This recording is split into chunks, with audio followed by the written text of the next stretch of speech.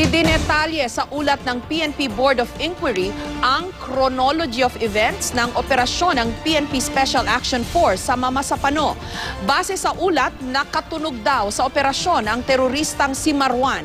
Iginiit naman ng Armed Forces of the Philippines o AFP na ginawa nila ang lahat para sumaklolo sa SAF troopers. Pero tila may pag-aalinlangan daw sa panig ng PNP SAF na magbahagi ng kompletong impormasyon, kaya nahirapan silang rumesponde. Live mula sa Quezon City, may report si Rafi Tima. Rafi?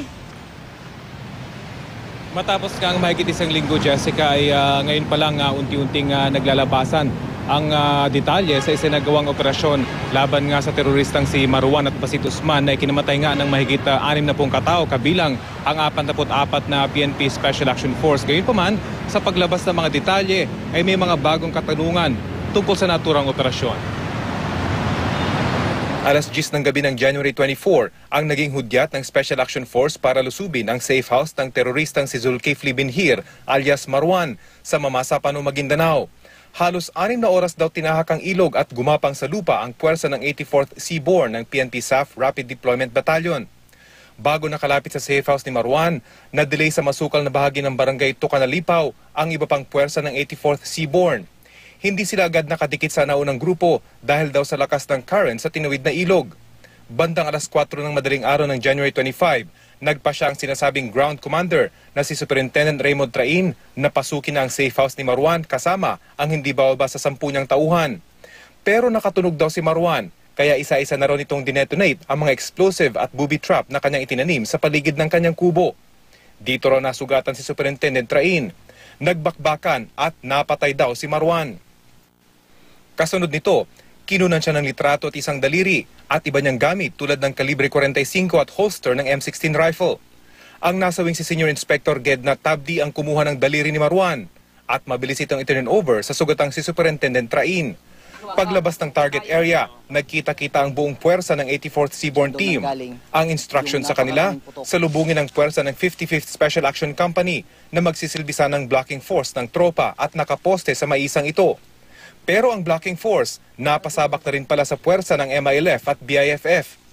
Sa maisang ito nakitang mahigit 35 bangkay ng SAF.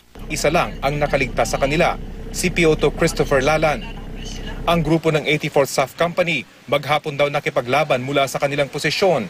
9 ang patay at 6 ang sugatan sa mga SAF Seaborne. Ayon sa source ng GMA News, bandang alas 5:30 ng hapon noong linggo, tuluyang napaatras ang puwersa ng MILF at BIFF matapos may pumagitna at makipag-usap. 2 SAF komando ang nakausap ng GMA News. I-sketch nila ang posisyon ng SAF noong araw ng bakbakan. Makikita sa sketch na may 2 hanggang 3 kilometro ang layo ng mga nakadeploy na SAF company. Hindi na raw nakapasok sa target area ang 55th SAF Company dahil under attack na sila. Ganon din ang 45th Company. Ang ibang SAF Company naman daw, hindi nila basta-basta pwedeng iwanan ng lugar nila dahil baka makapasok pa ang MILF at ibang BIFF na kung nagkataon, mas marami raw ang mapapatay na SAF. Ang militar naman, hindi raw agad nakaresponde sa mga SAF nang kailanganan nila ng tulong o reinforcement. Sa ulat na isinumiti ng AFP kay Pangulong Aquino at Defense Secretary Voltaire Gasmin, sinabing matipid ang mga ibinahaging impormasyon ng SAF sa AFP na isa raw dahilan kaya naantala ang kanilang pagresponde. Patak-patak at pira-piraso raw ang impormasyong nakuha ng militar. Paggabi ng araw na makumpleto nilang sitwasyon at nakabuo ng 300 sundalo, meron din mga tangke at mga helicopter. Pero hindi raw matukoy ang eksaktong lugar ng mga SAF, kaya huli na ang lahat. So, napakakapal ng fog of war ng mga panahon na yon dahil hindi po nagkakaroon ng kumpletong pakikishare ng mga impormasyon na hawak ng bawat grupo. May nakita pong hesitancy sa ibang grupo na ilahad lahat ng kanilang nakukuha o alam na impormasyon at ayaw nila itong i-share. Pero giit ng militar, tama ang ginawang aksyon ng mga sundalo at ginawa nila ang lahat para tulungan ng PNP SAF. Ang nakita ng fact-finding mission natin ay nagawa nila ang dapat gawin sa mga panahon na yon upang maibigay yung kinaukulang tulong sa ating mga kapatid sa kapulisan. The reason why we come here before you to give this statement is to help persuade parties who are trying to put a rift between the PNP and the AFP to stop what they're doing. Kasi maganda po ang aming pakikipagtunguan sa ating mga kapatid sa kapulisan. Sa ngayon, Jessica, kailangan munang pagsamasamahin ng Board of Inquiry ang detalye na galing sa mga opisyal at komando ng SAF na kasama sa operasyon at ang after-operation report naman mula sa Philippine Army, maging ang input ng lokal na mga opisyal sa lugar para makuha ang complete picture ng buong pangyayari. Mahalaga rin dito syempre yung pahayag ng mga nadadawit na opisyal tulad ni suspended PNP Chief Alan Purisima. Jessica? Rafi, importante talaga yung timeline at saka yung chronology of events. So una, alam natin, nilusob nila o yung target nila yung kubo ni Marwan. Tapos yung blocking force, dun pala yung maraming casualties ng PNP SAF, no? Yung nasa Maisan, 30 ang patay doon. So yung ibang casualty, doon ba yon sa team na ng target dun sa kubo ni Marwan mismo? Yes, Jessica, siyam doon sa main effort, yung sinatawag nilang main strike force yung namatay. Ito yung papalis na sila doon sa area nung mapatay nila itong si Marwan. Napasabak na rin sila. Dapat kasi ayon sa ating nakausap na isang SAF commando na kasama mismo doon sa nakapasok sa kuta ni Marwan, isang surgical strike yun na may tuturing yung ginawa ng SAF. Ito yung kanilang expertise naman. Ibig sabihin yung surgical strike, maliit na puwersa yung gagamitin para mabilis na makapasok at makalabas sa mga operatiba pagkatapos makuha yung kanilang objective. Isa nating nakausap na eksperto sa special operations ay nagsabing hybrid din ito dahil may elemento din ng malaking puwersa na malapit sa lugar at handang mag-reinforce kung kailangan. Ang problema, matapos mabulabog yung mga kalaban ng SAF, matapos yung initial na putukan, lumalabas na hindi na execute yung extraction plan ng mga SAF commandos. Base nga kasi doon sa nakausap nating komando ay dapat ay magli-link up yung main force sa blocking force pero halos sabay nang napasabak sa barilan yung dalawang grupo kaya hindi na nasuportahan yung isa't isa. Ang hindi natin alam sa ngayon, Jessica, kung ano yung kanila naging plan B o plan C o plan D kung meron man, isa sa mga basics o SOP sa pagpaplano ng isang operasyon, Jessica. Rafi, nung tinarget o ano bang tawag doon, nung nilusob o nung pinagpuputukan ng PNP SAF yung kubo ni Marwan, nakaputok din, naka-return fire din yung grupo ni Marwan. Tama? Kaya tinamaan itong si Train and yung pati si Tabby.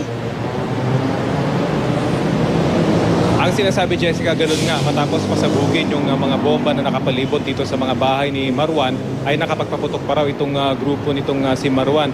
Bagamat sa unang volley pa lang ng putukan, galing naman sa PNP Special Action Force, ay posible manong napatay na nila itong terorista. Pero ayon sa ating nakausap, 3 yung tao doon sa loob ng maliit na bahay na yon. Yung 2 sa mga kasamahan nitong si Marwan ay nakalabas ng bahay at nakatakbo. Pero kung positibo sila na yung Marwan ang naiwan doon sa naturang bahay, Jessica. Okay, and then yung blocking force, yung nasa Maisan, yung 30, kung saan namatay yung 30 ng mga PNP SAF, identified ba kung sino ang nakabakbakan ng blocking force na yon? Kung MILF ba o BIFF, Rafi? Jessica, medyo napuputol yung ating linya ng komunikasyon. Pakiulit, tama? Oo, yung blocking force, yung nasa Maisan, kung saan namatay yung 30 na PNP SAF, identified ba, established ba kung sino ang nakaputukan ng mga yon, kung MILF o BIFF, Rafi? Base, Jessica, dun sa initial na report ng BOI ay hindi naka-indicate talaga. Pero ayon naman sa ating nakausap ng ating kasamahang reporter sa Maguindanao ay yung MILF na talaga yung kanilang nakaputukan dahil base sa kanilang kwento, nakita na nila at identified na nila na posibleng puwersa ng gobyerno yung nandoon sa Maisan kaya't nga iniwasan na raw nila ito. Pero nung patawid na nga sila dun sa maliit na tulay na yon ay una silang pinaputukan. So ang sinasabi ng MILF, sila yung gumanti doon sa naturang putukan at siguro kung para sa mga may experience sa Maguindanao kapag nagsimula na yung putukan ay talagang mahirap na itong pigilan lalo pat unang-una madaling araw, madilim. Kapag naputukan na talaga ito ay tuloy-tuloy na at hindi na establish kung sino yung magkakaaway talaga rito ay magtutuloy-tuloy yung naturang putukan na yun at ganun nga ang nangyari sa area na yun, Jessica. Significant ba, Rafi, yung distance nung blocking force na nakaputukan ng PNP SAF, yung MILF, no? Yun ang sinasabing nakaputukan nila, yung blocking force. Significant ba yung distance kung nasaan yung mga tropa ng MILF na nakaputukan ng mga blocking force dun sa Maisan, doon sa kubo ni Marwan. Kasi 'di ba sabi ng MILF pag tinatanong sila, hindi nila alam kung bakit nandun si Marwan sa kanilang teritoryo. Baka yung BIFF ang may hawak sa kanya, may ganung possibility. Significant ba 'yon na ma-establish ng Board of Inquiry, Rafi?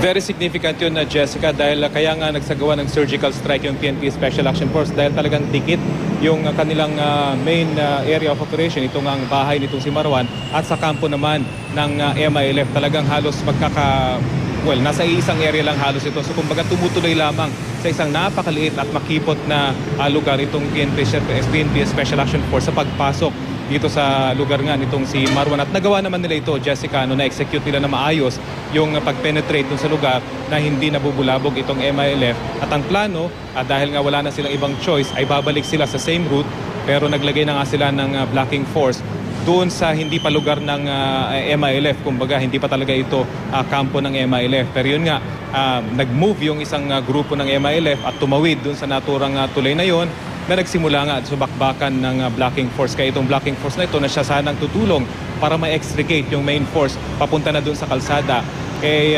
Naipit na at nangyari na nga yung nangyari nung linggo. Ang tanong lamang, Jessica, bakit hindi kaagad naka-reinforce yung halos 300 pang Special Action Force na nandun sa kalsada, mga 3 kilometro ang layo daw mula sa naipit na mga SAF members dito sa May Maisa na, Jessica. Napakarami talagang mga tanong. Maraming salamat sa iyo, Rafi Tima.